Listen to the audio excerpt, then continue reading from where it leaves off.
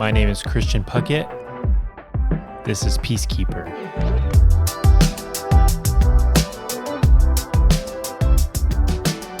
Hello, everybody. Welcome to the Peacekeeper podcast. I think this is episode 19. And today I've got Mr. Hudson. Row or row? Row. You like row? I think that's how it's supposed to be, but I know it's kind of up for debate. either way works, man. Sometimes I go row, sometimes I go row, but you prefer row.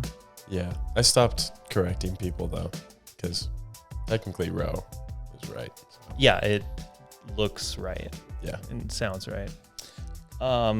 Yeah, so this is my brother-in-law for people listening that don't know you. Yeah. How you doing, Hudson? What's up? Doing good. Nothing too crazy, you know? Yeah.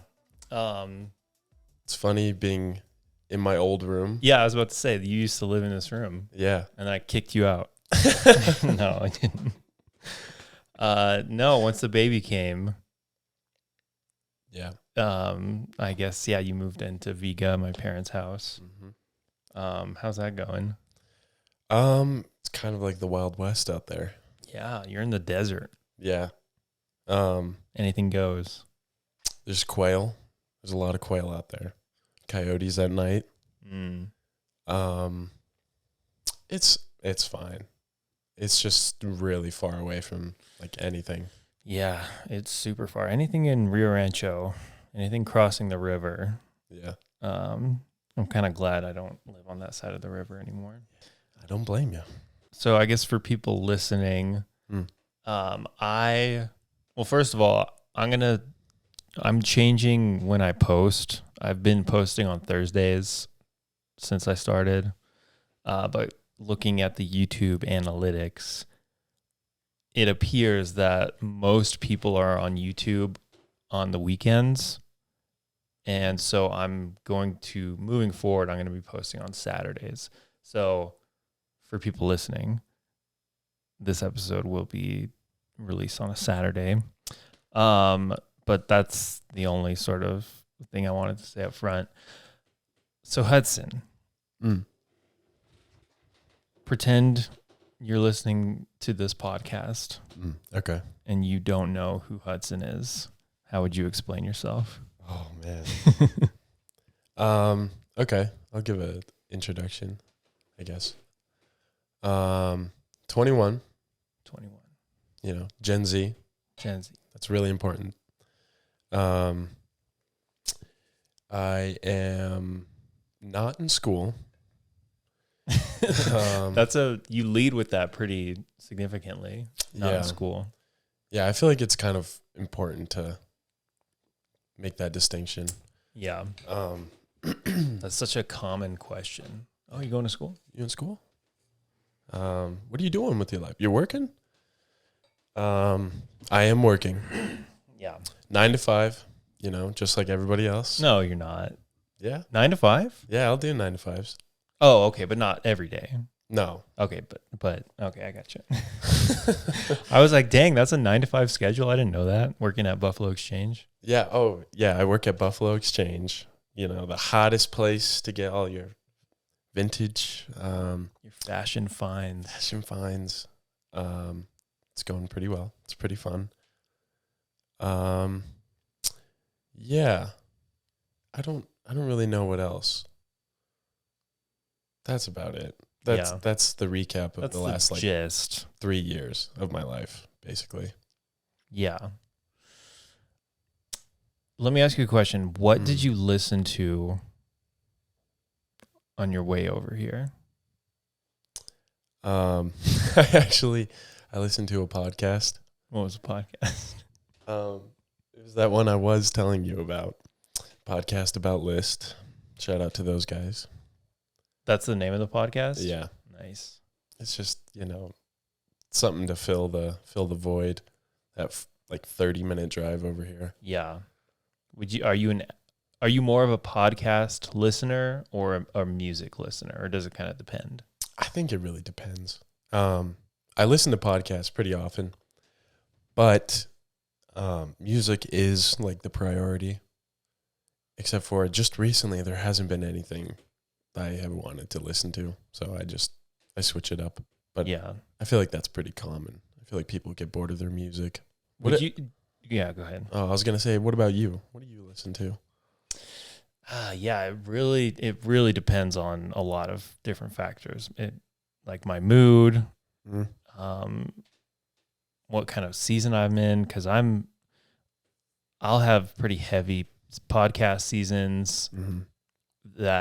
and then also there's genres within that. Like, do I want a funny podcast? Do I want a serious podcast? Do I want an educational podcast?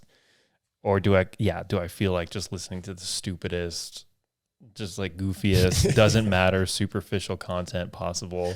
Sometimes I love that stuff. Yeah, me too. Like all like the comedian podcasts, like I'll just like kind of pick one of them and they're just having a good time for an hour. Yeah. And I love, quote unquote, participating in that, because sometimes life is just, it's too serious and you just got to goof around for a little bit. Agreed. And it totally depends on the mood. Because sometimes I feel like my brain is empty. I'm like, maybe I should participate in something that's going to be more like educational. Yeah. But a lot of times it is just like brain dead comedy podcasts that, just get through the mundane parts of your day. Do you think that that's sort of a generational thing of wanting to listen to people talk about dumb shit? Yeah, hell yeah, I think so. I think I remember hearing some sort of statistic. I'm not going to try to regurgitate it because I would just mess it up. But it was just like a significant amount of the younger millennials and Gen Z, a massive majority of them are listening to podcasts. Like that kind of seems to be the medium of choice, at least for this next season. Yeah, I mean, I'm sure a lot of people, I've seen it around my age where it's just like filling that silence. Yeah. Like having background noise is almost essential just to function these days. Like you just need to have somebody else's voice in the room. Why is that? I don't know. I wonder if it is just like loneliness or like to kind of divert that feeling, or it is just like you literally cannot pay attention to anything unless you have something else playing in the background. I don't know. Because I do feel weird when it's just silent and I'm doing something. Yeah. It does feel really strange. I totally get that. And I feel that same kind of inclination to want to fill the emptiness with something. Mm-hmm. And I'm wondering if that's, I don't know, I guess just what's the balance between every once in a while letting yourself just like be okay with the silence and potential boredom and letting your mind kind of wander and, contemplate and get creative and stuff. Because I've just noticed for myself, like it's like listening to music, listening to podcasts, listening to YouTube in the background is like letting something else dictate what your mind is mulling over. Yeah. And it's like choosing to not think. And again, I deal with this all the time and I'm trying to find the right balance. But I'm just wondering if like this distracting aspect, like what are the downsides to just not ever getting pure stillness? Do you ever think about that? Yeah. No, definitely. I do feel like a sort of guilt doing that all the time, at least when I'm like conscious of it. Because it doesn't feel productive. It does feel like you're kind of preventing yourself from like learning a skill that you should be able to, go through life with, just like accepting silence or being comfortable in that. Yeah. Which I feel like it's something you definitely could work on if you needed to. But if it's not a problem for you, who cares?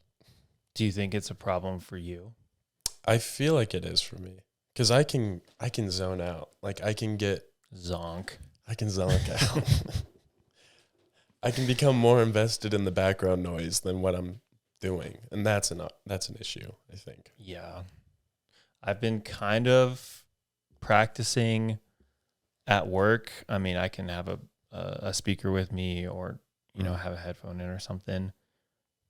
And that's just the go-to. Yeah. But I've kind of just been practicing, all right, what would it be like if I just didn't listen to anything and just was present?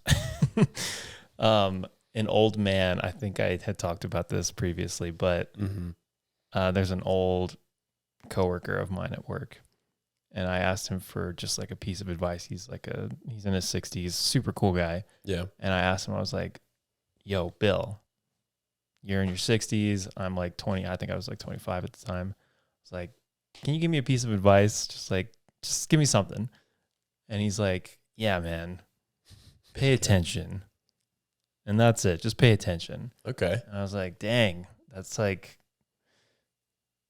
pretty good. And it kind of has just stuck with me of just, I guess, just realizing how little I am actually paying attention. And he's like, whenever you pay attention, that's when life, whatever he said, I don't know, it gets interesting. But that's always just stuck with me of just like, anytime I'm listening to music, have my AirPods in, have my headphones in, listening to podcasts, all that stuff, I'm paying attention to that. And that's like, okay. Like I'm not clowning on it because, that's the world we live in. Yeah. But I'm just wondering if maybe just like 1 day a week, 2 days a week, something like that. I just like, all right, I'm going to maybe try to just not bring my headphones to work today or something like that. Not listen to music on the way to work. It's just so part of the routine. Sorry, I'm just like rambling here, but No. I think it's funny because through us talking about that right now, we're feeding back into it because somebody would be listening to this. Maybe they're at work. Yeah.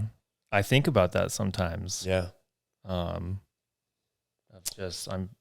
fueling the algorithms right now. Yeah. The YouTube. It's inevitable. I mean, you do that no matter what you do. But I think I often think back, at least in like paying attention, like when you're a kid and you don't really have access to the like resources that you do now, like your own phone, headphones, the internet, like you pay for everything now that you want to have access with. But when you're a kid, like you're really left up to your imagination. Right. And you do have to pay attention constantly because like, well, I mean, you're bored. It's like the middle of the summer. You have nothing else to do. You just go outside. But dude, I think about that same thing with Aesop.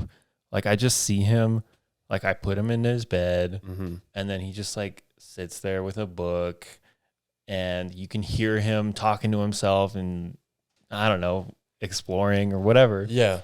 And then first thing when he gets up, he like goes and grabs his toys and like sitting in front of the TV or sitting on his phone or listening to anything is not on his radar in any capacity. Yeah. And it's just like what's going on in that little brain of his? Like I know. And he's developing so fast. And it's like, dang, I guess that's how it's been until very recently.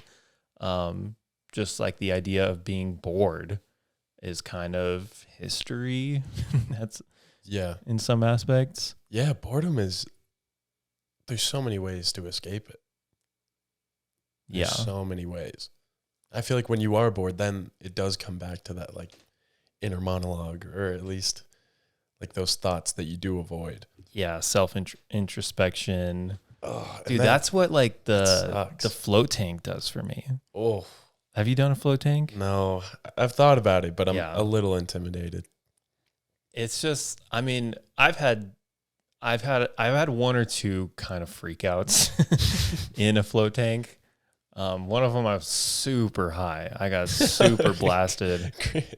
I went from the sauna Well, okay, so I had not smoked weed in months. This was like a couple years ago. And then I was just like, you know what, let's go for it. And so I was like, I signed up for a sauna and then immediately afterwards a float tank.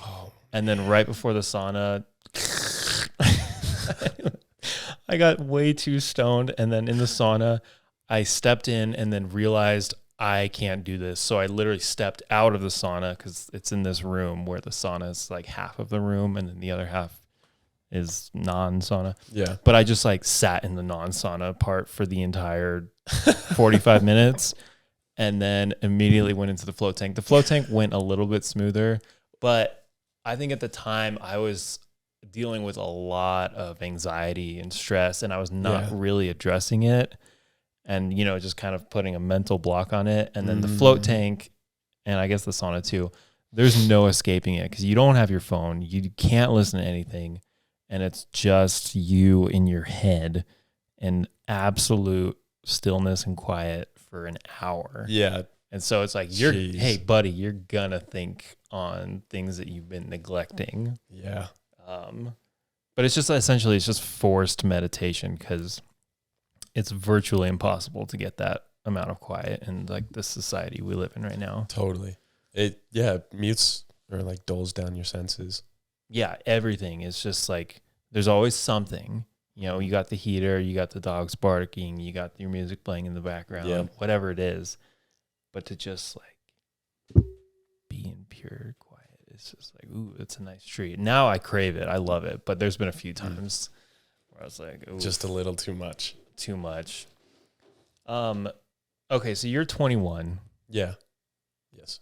You're a zippity zoomer. How do you?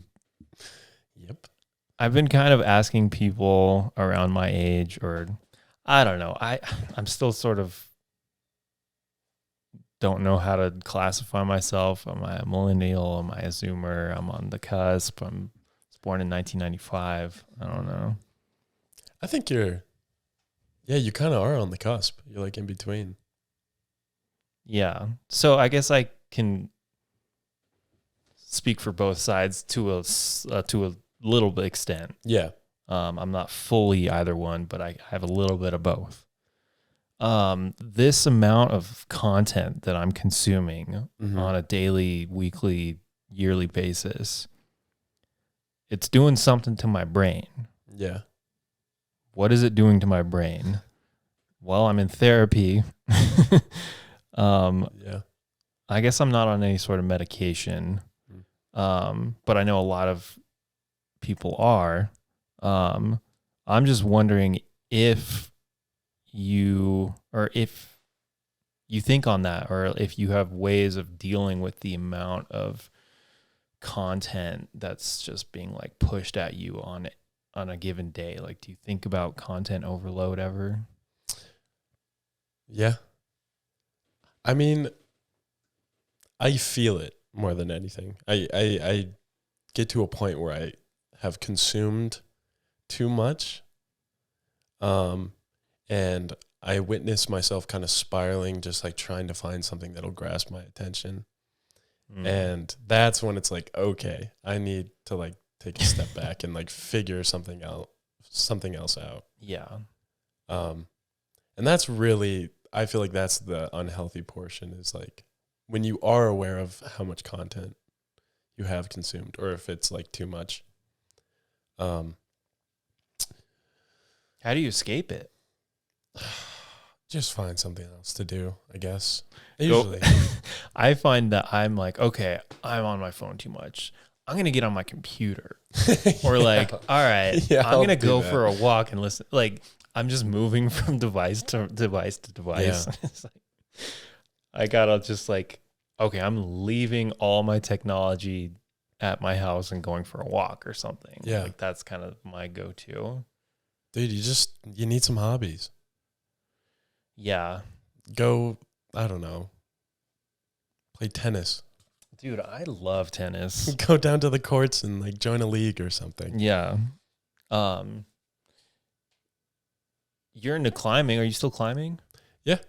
I actually went to Roy, New Mexico about a month ago. Nice. How was that? It was good. Didn't send anything, but just being around people. That's really what the trips are for, I think. Mm. But I haven't been doing it as much. It's kind of hard to hop back into the saddle when you've been out for a while. Ooh, I like that term. Yeah. Into the saddle. Got to get back in it. Are you still going to Stone Age, or like do you still have your membership? Yeah. Yeah. Still going to Stone Age. But I'm mostly just going by myself these days, which I kind of enjoy because I can pace myself and just do whatever I really want to. Yeah. But I do want to go outside a bit more. Now that it's warming up. Yeah. It's sort of a spring, summer, fall activity, right? Or I actually heard it's not, you don't technically want to go in peak summer, right? You want to go like kind of in the winter. You Okay. want to go when it's cold, but not snowing or raining, because a hot rock just you start sweating more and it's more difficult to climb. Okay, that does make sense. But yeah, I'm just trying to treat it more as a hobby and not just, I don't know, take it very seriously. I mean, I do take it seriously, but not just to a point where it's obsessive. I do miss the gym. I was going to say, I haven't seen you climb in a while, man. No, in fact, I had all my gear posted up on Facebook Market. Really? I didn't actually sell it. I still have it, but I had it posted and then nobody was biting. So I took it down. So I still have my harness, my belay device, my carabiner, and my shoes, obviously my shoes. Yeah. I like climbing. Yeah. I don't love it. Like, I don't have to climb. I see some people get so much more out of it than I do.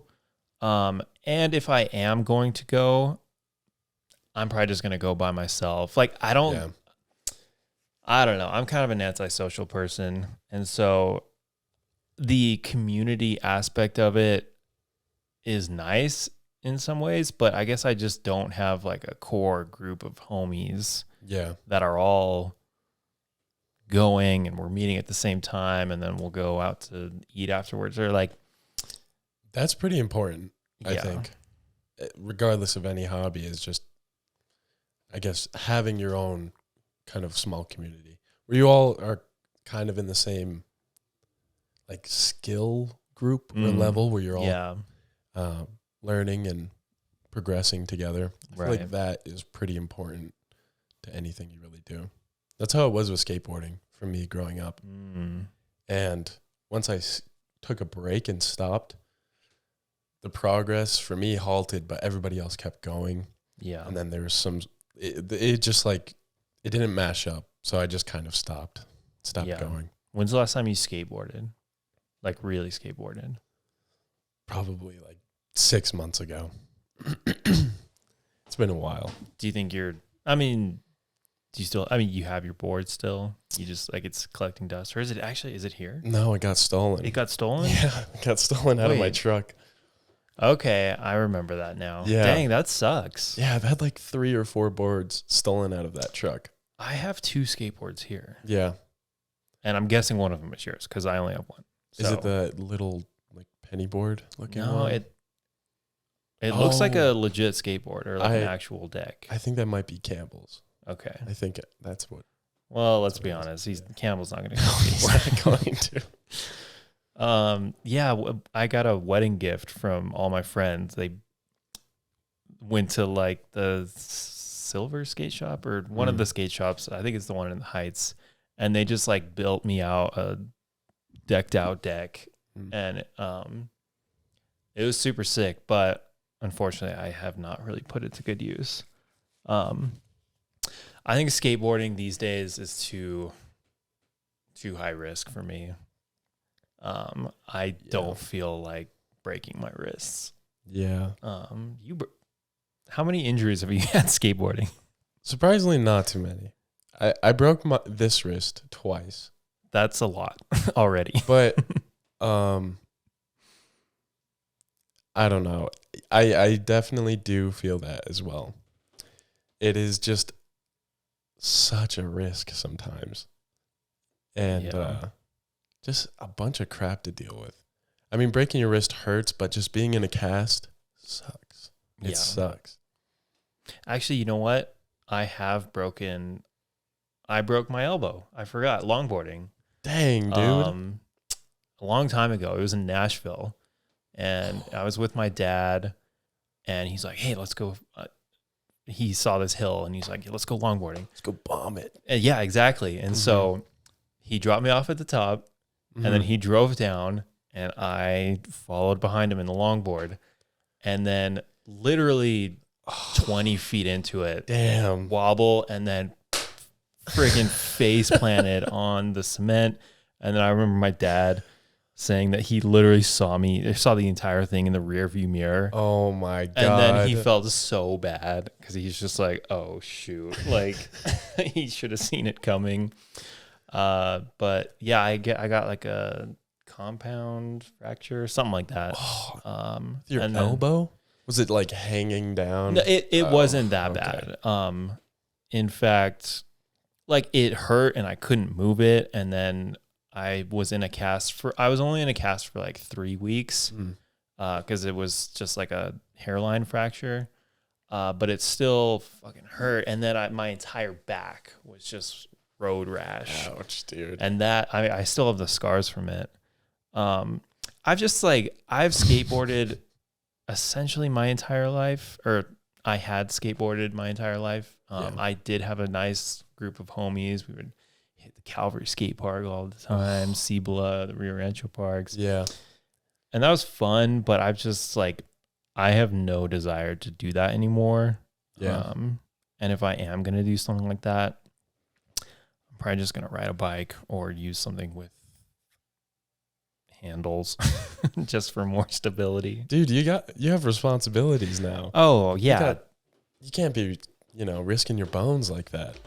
Dude, I need these bones. You need those bones. Yeah.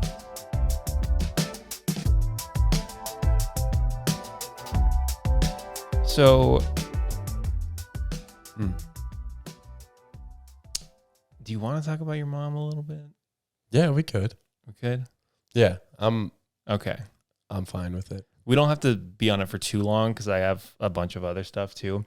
But I am kind of curious. Yeah. It's kind of hard to bring up such monumental and difficult topics just in everyday conversations. But for whatever reason, whenever you have two mics in front of your face and two cameras pointed at you, I don't know, that kind of changes things. But I am kind of curious what your perspective on everything that has gone down in the last year and a half has, how that's affected you, just your perspective on all that. And maybe for people that don't know, maybe you could give a brief summary. So I'll give a little background. So February 2022, February 14th, my mom took her own life.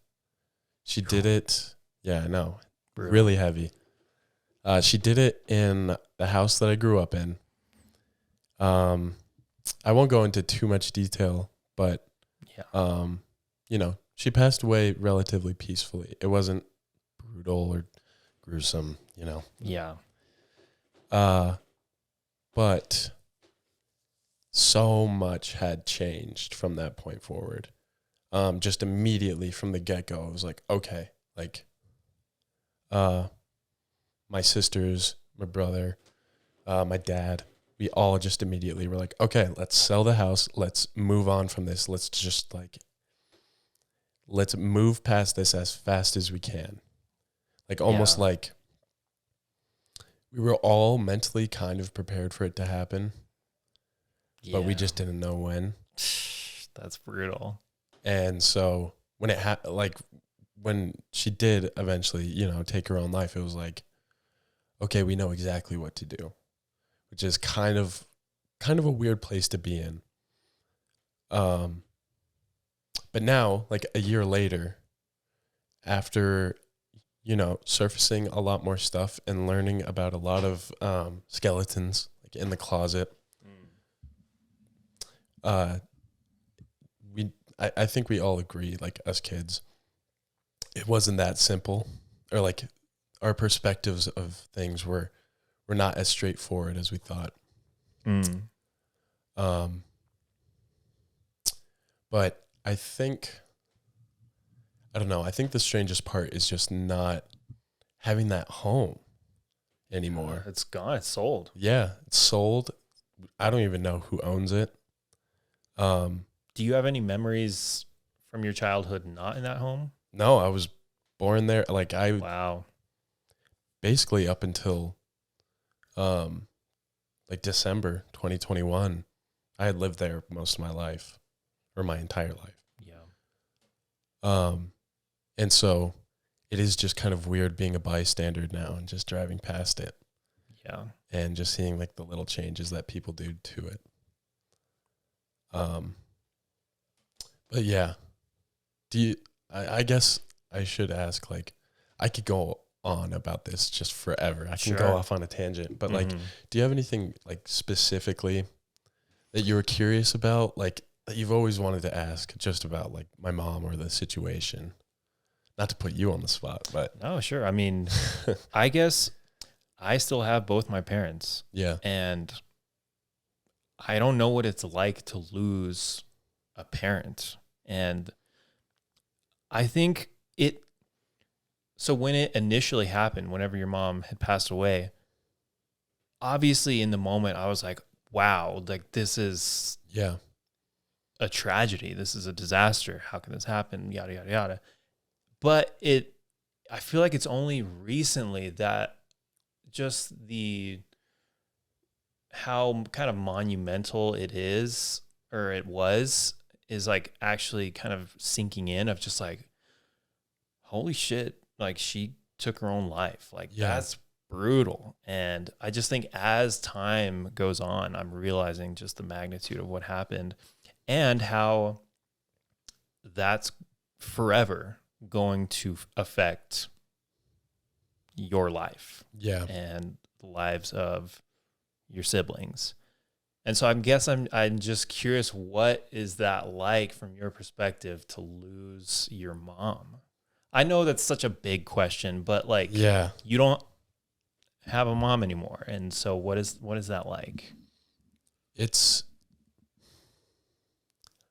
I don't really know if there's like a real way to describe it. Yeah. I know it's like not very satisfying. No, I mean, I can understand for sure. But it's still like, I think it would be much different if I lost her, or if all of us lost her when we were still growing up, when we were still kids. Yeah. Because I have people in my life who I've talked to and stuff who have lost parents growing up. And I think since I am an adult, the hardest part is just not being able to just have a conversation with them as an adult, like adult to an adult, not like perspective of a child to their parent. And also not really knowing their reaction to you growing up, or like what you make of throughout your life, which, I mean, everybody's parents are going to die. That's right. Yeah. That's something that people will have to face. People have already faced. But it is just, it's weird. It is really weird. Luckily, I do have like wonderful siblings. Yeah. Who I feel like I've learned a lot more from, from life experience, or right from wrong. I feel like I was really raised by like my siblings, for the most part. But there is something about like your mother, like somebody who gave life to you that it's just different. Yeah. Do you feel like the dynamic between your siblings has changed since she died? Yeah, definitely. Like how so? There's more unity, I would say. And I think less room for like frustration or fighting. And I don't know. I think we're much closer than we ever have been because, you know, we're all trying to figure out how to go about this. Yeah. And I guess that's the biggest change because, I mean, I'm the youngest, and I think there's like a 9-year age gap between me and Maddie, Yeah. oldest sister. Yeah, that's a long time. Yeah, it is a long time, and so it's kind of all brought us together in a way where we're still learning about each other, and, you know. Yeah. I mean, from the outside, and I mean, maybe I'm not fully on the outside because I'm somewhat a part of your family. Yeah, well, you are. But I guess from an outside member of your immediate family, it seems like you guys, like your dynamic and your relationships together have all gotten a lot stronger, have been a lot more uplifting and supportive. Yeah. And so that's cool. I feel like I kind of have that with my siblings, but I think that it probably would take something very drastic or tragic in order to sort of humble all of you at the same time to be like, all right, like this family's getting smaller, or just like, I guess your priorities and what's important to you shifts more towards the family that you do have. Yeah, you do have a pretty big family. And I guess the hardest part is just you don't know how anyone's going to react to something like that. Yeah. And you know, everybody just grieves in different ways. Yeah, and in fact, I guess just dealing with death in general, I had not, like, your mom is the closest person to me that I feel like has ever died. Really? Yeah. I mean, I've kind of said this before, but like my grandparents have died and I was close with them, but it didn't affect me. Like for whatever reason, it just did not affect me. But it's like for me in my adult life, I was kind of going, not like waiting for somebody to die, but just kind of living my life with like, oh shoot, I haven't actually had somebody close to me die. Yeah. And obviously the parent-child relationship is much closer, but your mom was a big part of my life too. I mean, she was watching Aesop. We would go over on a weekly basis. Yeah, you've been a part of our lives for a long time as well. Like I remember still in middle school and you would come over, you know? Yeah. I mean, so if Emily and I started dating when I was 17 and Emily was 18, what's the age difference between you and Emily? How old is Emily now? Like 28, 29? One of those two. I don't remember. I think she's 29. 8 years, just about. Okay, so you were like 10. Yeah. That's crazy. I mean, I know I can go through my camera feed and see pictures of like us getting a Christmas tree, and you're so young. Dude, me and Josh were like 5th grade. That's bizarre. Yeah, I remember we met at Calvary. Yeah, that's super bizarre. Yeah, and that's kind of just seen you turn into an adult, which is interesting. I mean, I'm sure you've seen me because I was stupid and immature back then too. No, I always thought you guys were really cool. I mean, like, especially when you guys were at the cabin. I was like, dang, this is the life. Doing YouTube videos, like going to school, skateboarding. Yeah. Dude, we were punks back then. Yeah. The cabin, though, that was a cool spot. That was a cool spot. But yeah, I mean, I guess your mom was really close to me, and I feel like I was close to her. Yeah. And that was the closest death that's, I think, actually affected me as an adult. And yeah, it's I guess it'll be interesting to see how I deal with that whenever that comes, like, to my family.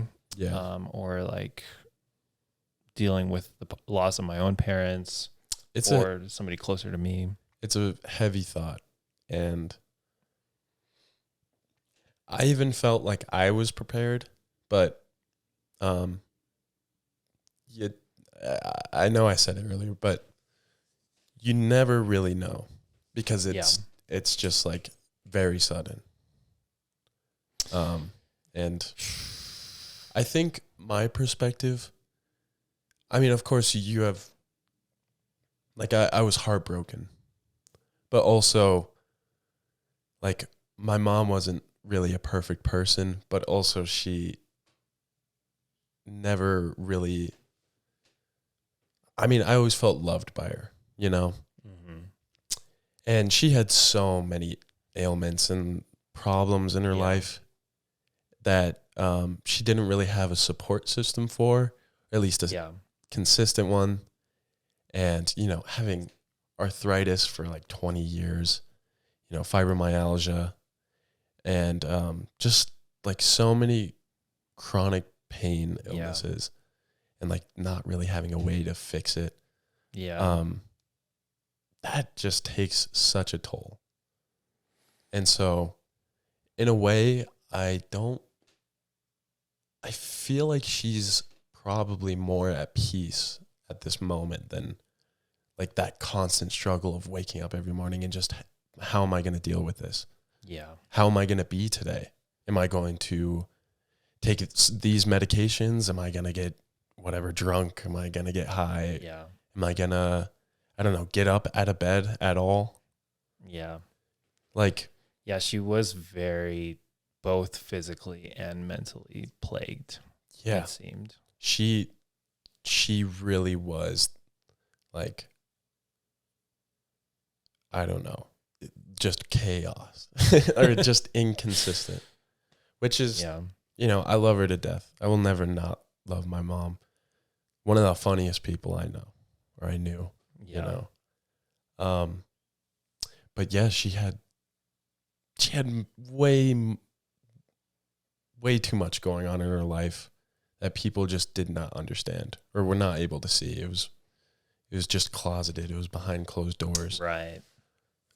So, well, I think I sincerely think that the positive impact that she did have was y'all kids. Like, because you kids are so cool, so strong. I have so much respect for all of you. I'm glad to be a part of your family. Thanks, man. And yeah, brutal situation, just absolutely tough. But I think that will, with time, it will, of course, make you a stronger person, like dealing with such a heavy burden at such a young age. Yeah. I feel like it does give you kind of a, I guess, advantage or more time to deal with that sort of thing, and process it. But it's funny. First of all, I appreciate you saying all that about our family and stuff. Gotcha. It's so funny because growing up, we always felt bad for you because our parents were just like so crazy. And the house was always just like, like too much going on. And whenever you came over, it was like, oh, hey, Christian. Quick act normal. He's here. Quick act normal. And I'm sure you felt it. I bet it was so obvious. But honestly, looking back, it didn't even faze me. No? It really, sincerely didn't. Like, obviously, your parents were, like, yeah, they're kind of quirky, they're kind of crazy, but like it wasn't like, oh my God, like alarming. Yeah. It's just like, what is going on? No, it was just like, oh yeah, like their parents are crazy, but everybody's parents are crazy. Okay, that's comforting at least.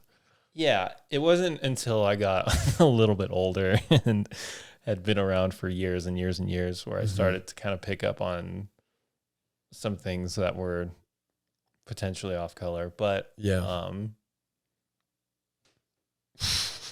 But yeah, I mean, don't feel bad for me because I've got my own shit that, or like, No, I don't feel bad anymore. yeah. Like, Christian can deal with it. Oh But yeah. growing up, it was like, ugh. Any stranger to the house was like, gotta make sure it's clean. You know? Yeah. They can't see that. Like the dog pooped on the carpet like 5 minutes ago. Dang, what was the dog that peed on me? That was Oliver? Oliver, yeah. It's like, yo, what is going on? This dog just started peeing on me. Oh, that's so bad. Yeah, it's okay. We had some good times though. Yeah, we did. I agree. But it is, I guess, there was kind of an aura. I don't know if that's the right word to that house though. Just kind of looking back, Spooky. there's kind of an energy Yeah. that maybe it's good to kind of move on from it. Yeah, agreed. And into Vega. Best Just kidding. of luck to whoever owns that house now. Hopefully it's not haunted. Yeah, it might be, dude. Might be haunted. It honestly might be. I have no idea about if any of that stuff was disclosed, but I know that's a good point. it's not my problem. Yeah. Not my problem. Well, okay, we can move on to a lighter Yeah. topic here. Let's talk about sports. I have Just a, kidding. I don't know. let me see here. Okay, here's a couple questions. Okay, so I kind of want to talk about clothing and fashion for a little bit Oh, hell yeah. because I'm sure that's, I don't know, anytime that's like your work. I mean, hey, look at that. Heat. With a snot stain. You can't even tell. Sneezed on it a little. Big sneeze. Are you full-time or part-time? I don't remember. Like in between. In I between. work like 30 hours. Clothing. Okay, what, in your perspective, this might be a shitty question, but like let me see if I can phrase it better. I was going to ask, what does clothing tell you about a person? But maybe I can ask it in a way of, I guess, what does clothing mean to you? I don't know. That's a bad question. I'm sorry. No, it's not bad. I guess just, it doesn't really have too much importance to me. But obviously that's not true because, I want to present myself in a certain way. I feel like everybody kind of does. But clothing is just, I think I see it in kind of value in a way. So value over aesthetics? Yeah, or like value, whether it be like, this is going to sound so shallow, but like, price or like, or if it had sentimental value, of course. Right, okay. Or like a unique factor to it. That's just what I look for, I guess. Yeah, I guess unique, authentic, one of a kind is more appealing than the... Shopping at H&M. Right. Getting that 20-pack of white T-shirts. I used to fall victim to that. I'm not going to lie. It's okay, man. I did too. Emily would definitely clown on me for that. But, I mean, you, Campbell, Emily, Maddie, y'all kind of have this sense of style to you. Emily, big time.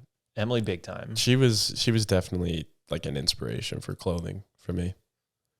Or at least like opened my eyes to like possibilities. Yeah. Yeah, she really goes for it. And you can kind of tell that it's intuitive and not like calculated. Yeah. Yeah, totally. Whereas me, yeah, it actually has been kind of an inspiration to me as well of just like, why would you settle for just basics and normies and just like clothes like everybody else when we all have the ability to. I mean, I'm wearing an Adidas shirt right now in Vans. Like, I'm not really one to talk. I don't know. It's just like an interesting kind of topic of just like what the clothes we wear tells other people about ourselves, or if it's like some way of like communication or like nonverbal communication. And I guess just like working at Buffalo Exchange has that, like, I guess what perspective has that given you on clothing? Sorry.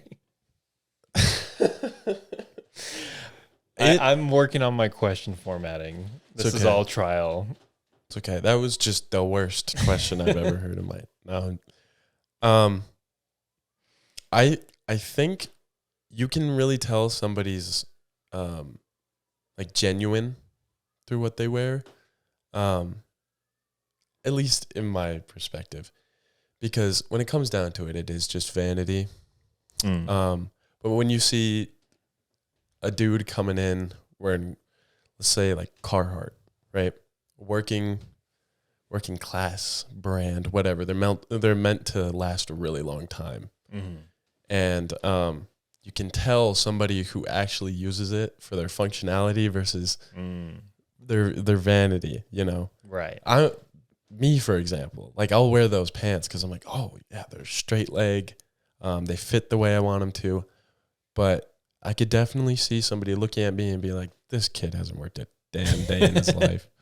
Which is like, that's completely valid. He's never dug a hole. No, I've never worked a 12-hour day, whatever, thatching a roof. But at UPS, I'm sure they fit right in. Yeah, that's true. That's true. Yeah, UPS, yeah, I felt more comfortable. Like you earned like your Carhartt brand. Yeah, sure. Yeah. But yeah, it just nowadays there's so many different influences for fashion that people have like access to ideas or certain trends that they wouldn't have otherwise. Like, I don't know, like early 2000s, most of what you saw fashion wise was like through TV or like music videos or celebrities. And now there's just like hundreds and hundreds of accounts just dedicated to, style tips for men. These are 3 underappreciated brands that you should be checking out. Okay. And like, I feel like it has created a better fashion sense for a lot of people, but it also is kind of like creating a uniform idea for fashion. And it's kind of ironic because it's like you want to feel like more unique, but then there's 50 other people who also want to feel unique and will dress exactly like you, or at least have the same idea of what unique is. Yeah. And I mean, I can't say I'm not a part of that. I definitely see people. I'm like, oh, that's cool. Do you think anything is unique anymore? I guess just like one-off pieces, right? I mean, I feel like that's a question for actual creatives. I don't feel like I'm really. I don't feel like I have the skill set for that because I don't think I really have much of a creative brain. I think you do. I don't know. If you even go back to just like art in general, like plain canvas, people are inspired by each other constantly. And they're taking little pieces from everything, and you can see it in certain styles, and you can see them develop into their own thing. And I think that's going to happen regardless. So I think there is uniqueness still in the world. Let me ask you a question about shoe drops. Okay. Okay, so I have a coworker. Yeah. And he's hitting me up. I mean, he super cool guy. I like him a lot. But it seems like every 2 weeks he's like, yo man, these new like J drops, or like I don't even know what they are. I'm gonna be honest. Okay, continue. I'm sorry. I'll just be quick, but like he shows me every time there's like a new drop for these like Jordans or something, and he's like, yeah, I put my bid in. I'm gonna hear if I got them in like an hour. Yeah, and I'm like, yeah, dude, let me see them. And he shows me, and they're cool. But this guy, he's buying these drops every like couple weeks or month or so, and I'm just wondering.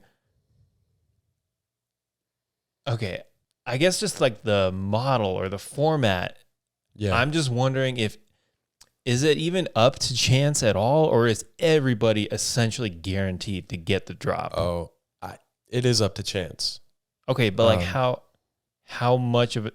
Because it just seems like he gets them all the time, and I'm just like, are they just creating this false scarcity? Yeah, like or like just to get everybody to buy it, or is there actually like only 100 or 500 or 1,000 or whatever? That's a good question.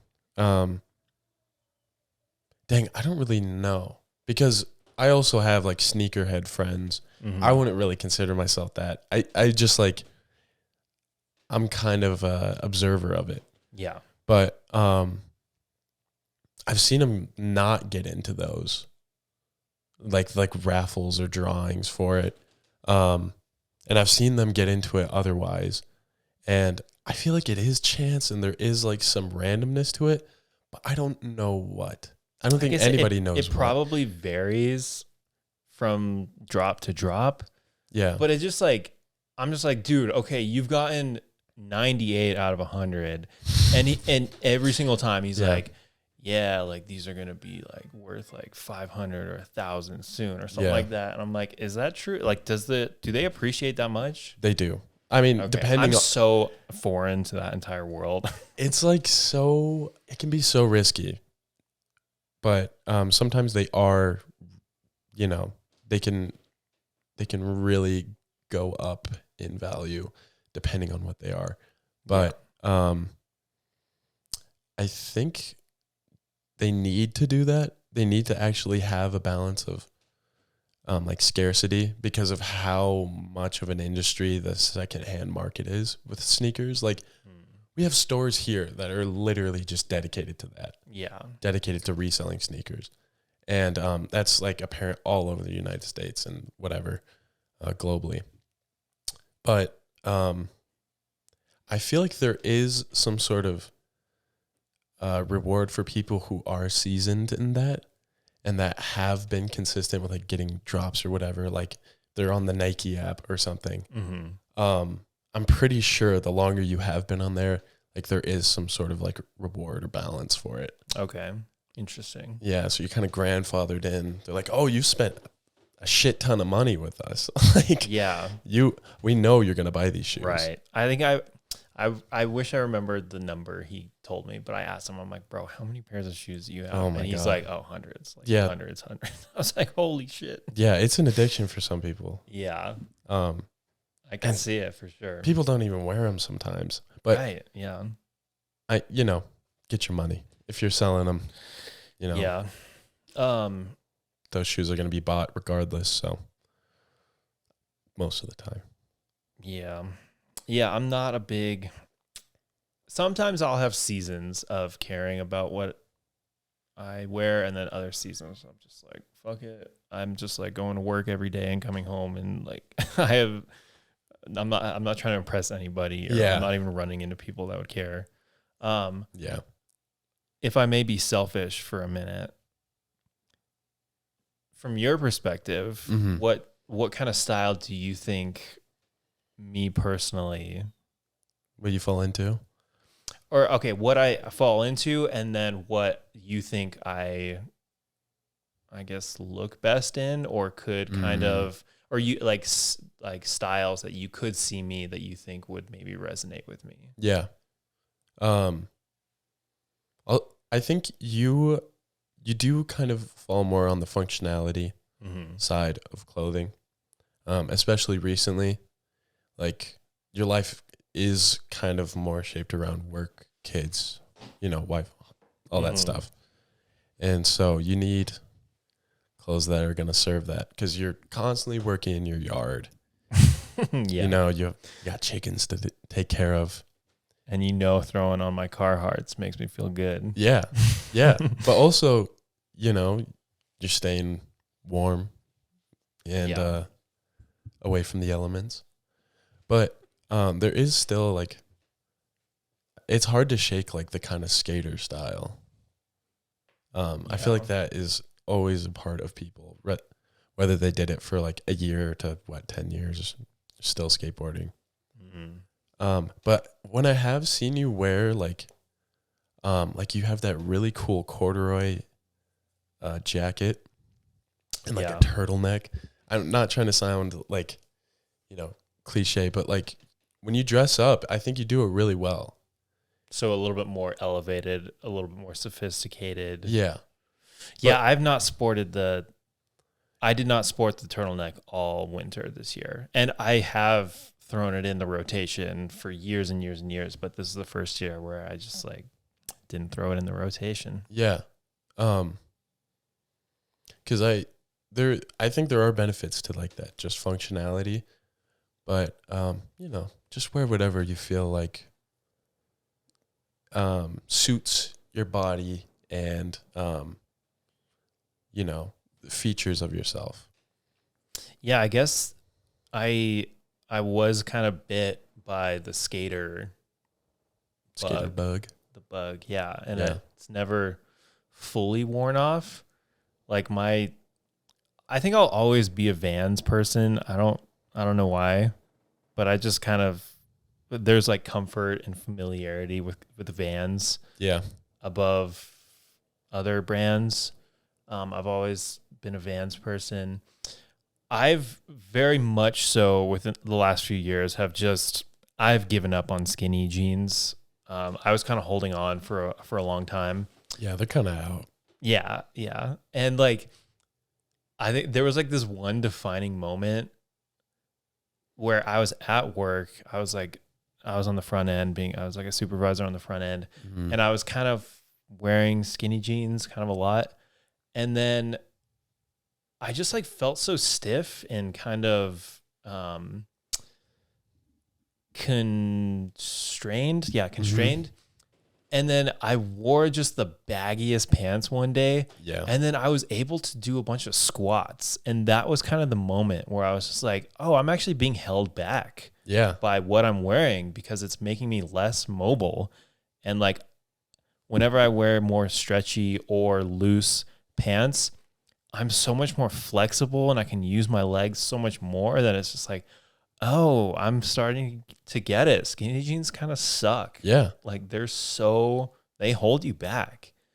And so since then I am kind of getting into more like outdoor, like climbing pants or stuff with more breathability, except I found these at Savers a few days ago. Those are cool. I was going to say, good, like cactus green. I had to do the old, they don't quite fit. So I had to do the rubber band around the buttons. I wish they fit cause they're cool, but they're kind of too tight. I have a round of clothes I need to take to Buffalo. Yeah. Okay, let me do just like a couple more questions, and then I've got a couple segments that we can kind of just like, whatever, we can breeze past. But I'm invested, fully invested, man. We're in it. Yeah. Okay. I'm gonna skip that one. Okay, so if you had to recommend one video game to somebody who's never played a video game, what one game would you recommend? Dang. Okay, the first one that comes to mind, it was like one of the first games that I played, or at least watched and participated in, was Shadow of Colossus for the PlayStation 2. It was gifted to me and my brother from like a family friend, and just such a good game. So good. It really like made you think, and wasn't just like action all the time, and had such a creative story as well as art style that it really made me like appreciate video games. And that one will always like be cemented in my memory as like one of the best games that I've ever played. Okay, I actually have a coworker who said almost the exact same thing. Really? He's like, "Hey, have you played Shadow of the Colossus yet?" No. Hey, have you played No. And it's available on the PS4, like in their subscription plan or whatever. But I still haven't done it. It's different, and I'm sure the controls are a little dated compared to now. Yeah. But it really made me appreciate video games. And I feel like I don't know, gave me a perspective of like single player video games are kind of where it's at. Yeah. Kind of where it's at. Do you find yourself gravitating towards video games whenever you get off work? Or I used to. When I lived here, it was like bread and butter. You know, I'd go home. I had everything set up. yeah. But now, not as much. I feel I just haven't had like the need or want to really play video games. Just hasn't been anything like grasping my attention for that long. But I'm sure that'll come back. This year seems like it's going to be pretty interesting. Yeah. In fact, I'm kind of saddened because there's so many things that I'm just like, if only I didn't have kids, I could afford all this stuff. But, okay, here's a question. Do you lean more towards everything matters or nothing matters? Oh.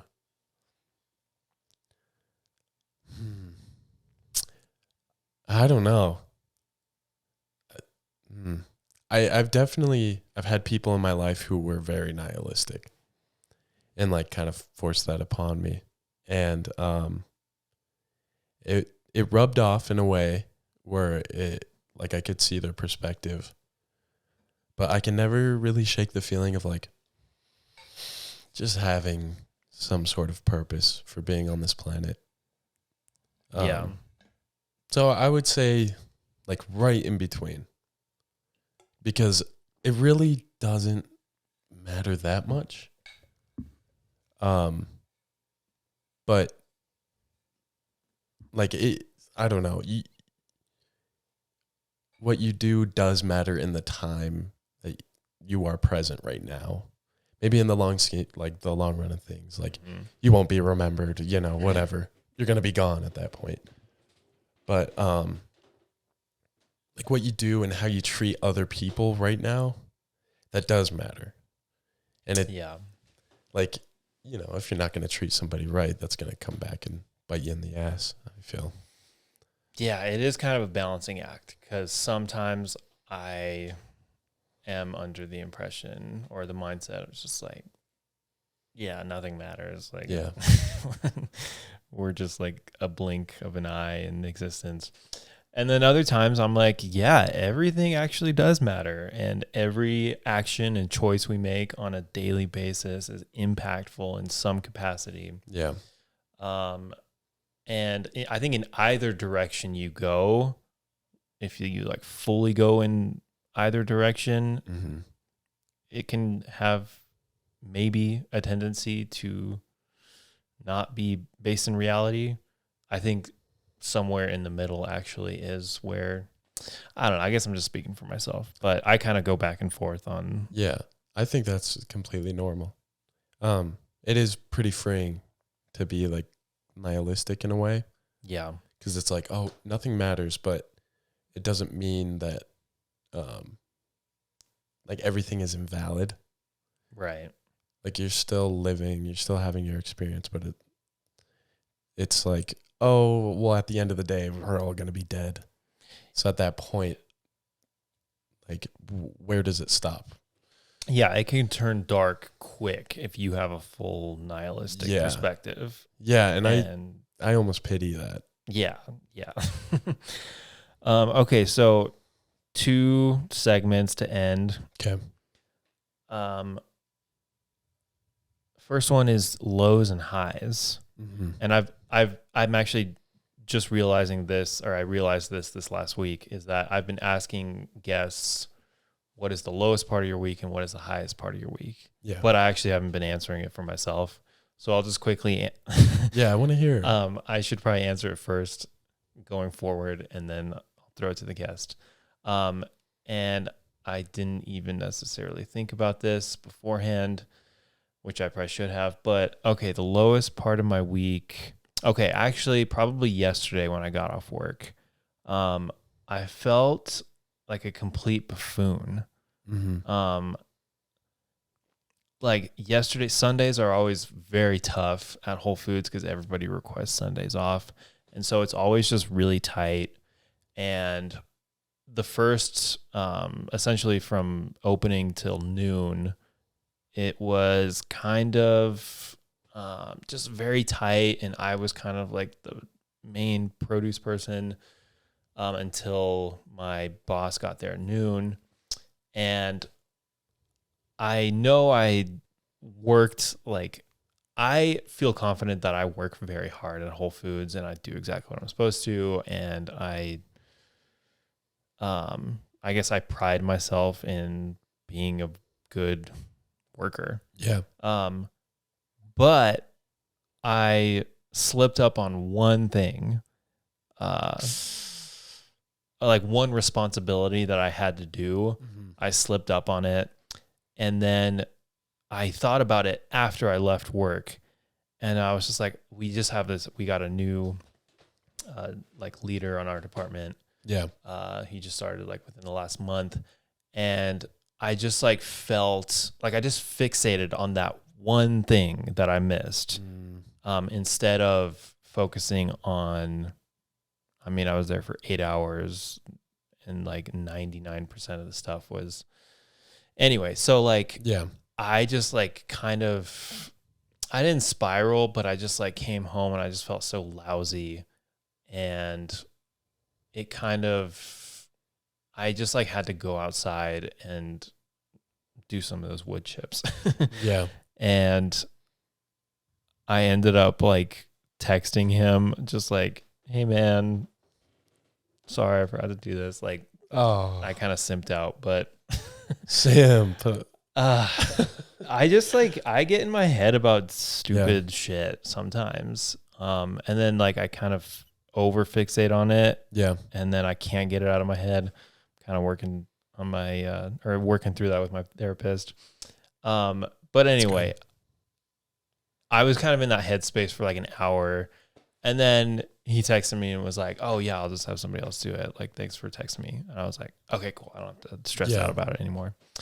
So that was kind of like the lowest point, I would say, within the last like few days to a week. Let me see here. Highest point of my week was, let me see here, dude. My weeks have just been like blurred. Yeah. Ever since going back to work, it's just like, this is my entire life is work. I'm sure your break also just felt mushed together. Yeah, it's just like it flew by, and now I'm just like right back to it. Yeah. Oh, there it is. Okay, I'm stoked on this. Okay, so cool. I should have started with this, but shout out to the homie Jesse Littlebird. Shout out. I hit him up and was just like, dude, I have so much respect for you, so much love for you. We've been like homies for such a long time. I would love a piece of yours. Yeah.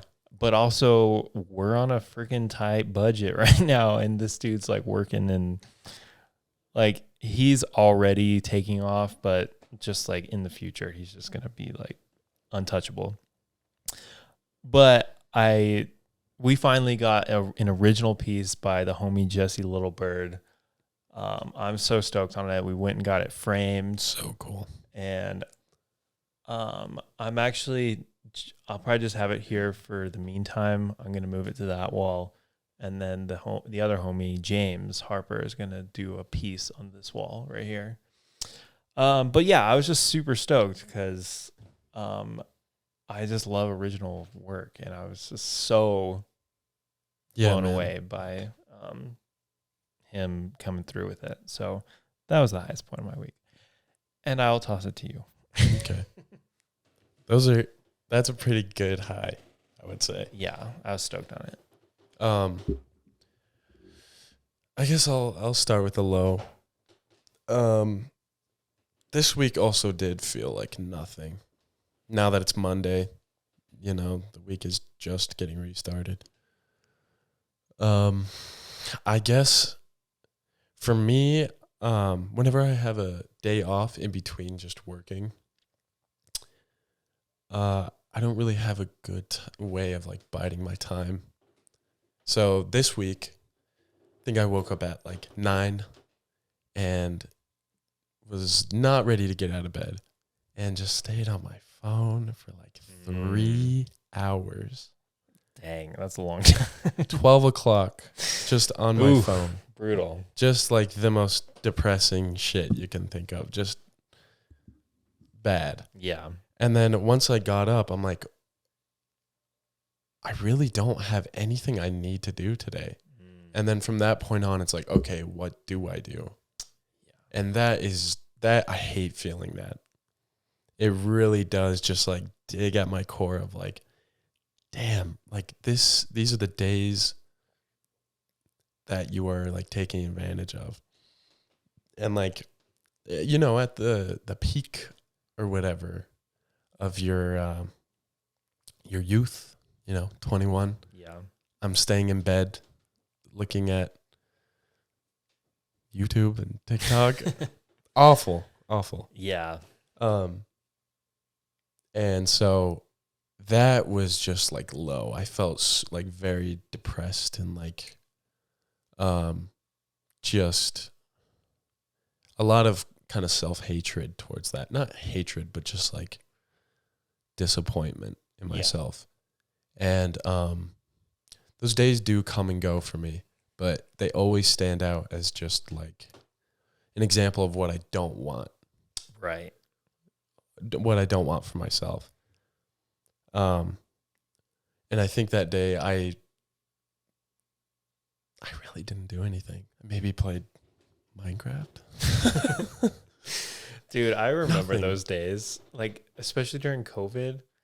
Like I just remember like the feeling of, all right, I actually just having no reason or meaning for the day. Yeah. No tasks, no assignments, no responsibilities, no places to be. I went crazy. I'm like, and even this past leave, like I have absolutely drastically noticed that whenever I do go to work, I feel better. Yeah. And that's kind of weird. It is weird. Like working for the fucking man gives me purpose. Damn it. But also like you're socializing. Yeah. And it's like all encompassing engagement. Yeah. But when you are kind of isolated and just like alone for a day, sucks. Yeah. At least for me, I know a lot of people who do thrive in that environment, and they're like I have so much to do. Like I what I could be doing is like limitless. And I feel like I just hit a mental block where I'm like, I can't do anything. I think everybody has those days though. Yeah. Like I don't think everybody every single day has that mindset of like, all right, we're gonna seize the day and we're gonna go like probably not. I think even the people that appear like that probably have those sleep-in days. Yeah. Yeah. I that was my low. I'll move on from that. Mm-hmm. My high this week, on the 17th, 3 months with my wonderful girlfriend. All right. She's great. We're having a great time. Heck yeah. 3 months. That's good. 3 months. We both had to work that day. But just after working, and we hadn't seen each other for a couple days. It just felt like very stress relieving. It was just like letting go, and just being around somebody that wants to be around you. Feels good. And yeah, she's really great. I just love spending time with her. So that was just a high. Good point of the week. Shout out to the B dog. B dog. I'll just quickly say, maybe similar to how you viewed Emily and I whenever I was coming. I was like, dude, I'll throw that right back at you. You guys seem super cool together, and we're so cool. Yeah. I hope it lasts. I don't know. You guys see, sorry if that's a weird remark, but no, it's funny. I think whenever people are dating, I'm just like, let's go. Like, come on, let's make this work. Yeah. But then sometimes it doesn't. You're like, all right. But yeah. Anyway, I just like, you guys seem awesome, and don't fuck it up, Hudson. Dude, I'll try not. Okay, last segment, level up. What is one?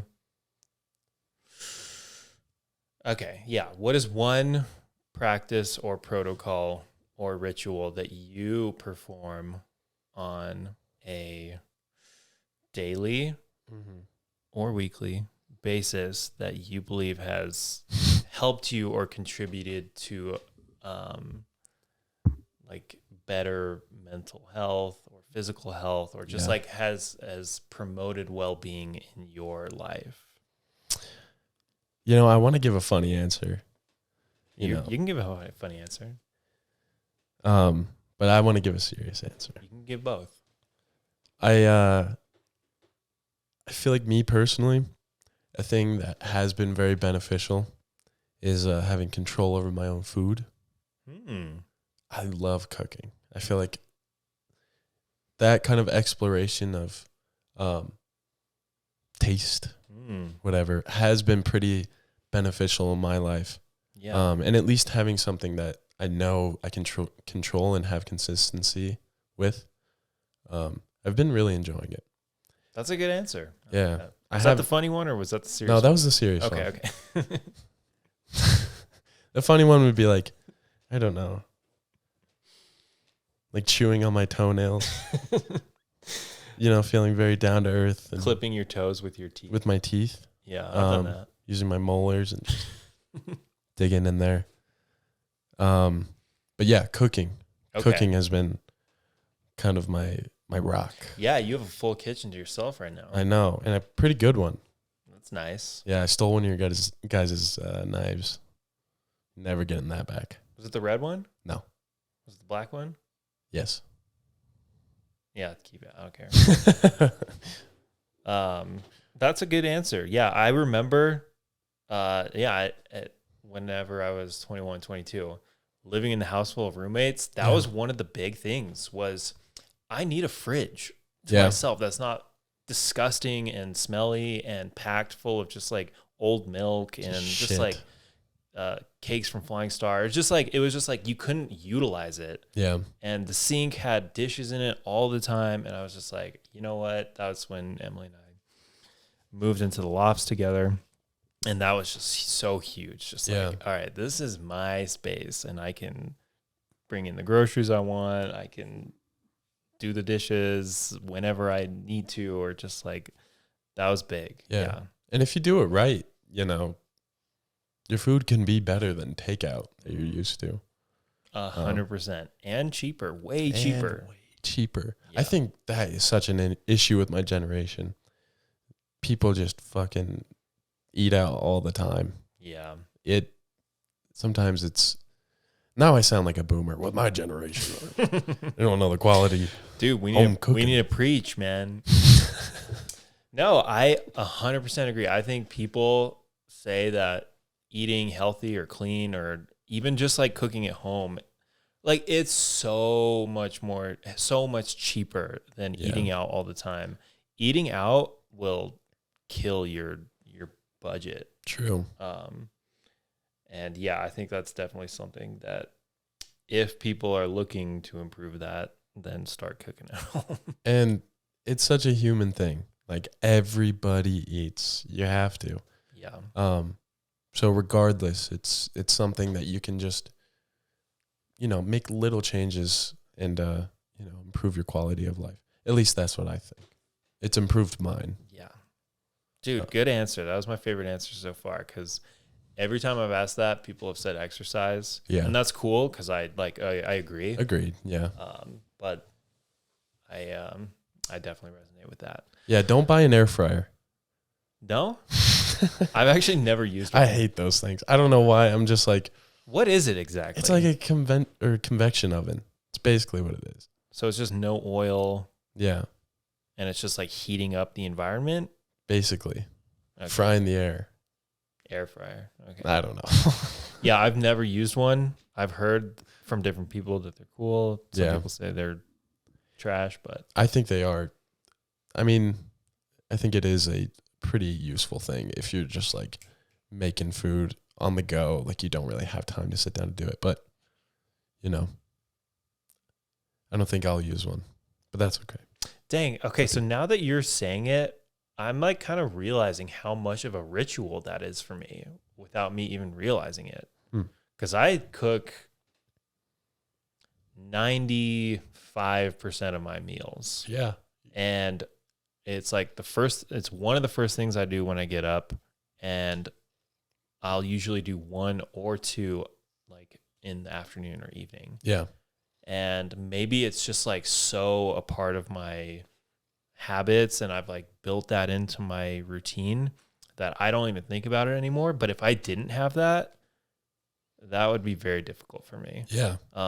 But yeah, that's just interesting how I've forgotten how important that was to me back then, and how it's just like systematized for me now to where I don't even think about it. Yeah. Anyway, cool. Dude, thank you for doing this. Of course. Thanks for having me on. Of course, yeah. Is there anything else you want to you want to shout anybody out? You want to promote anything? Nothing.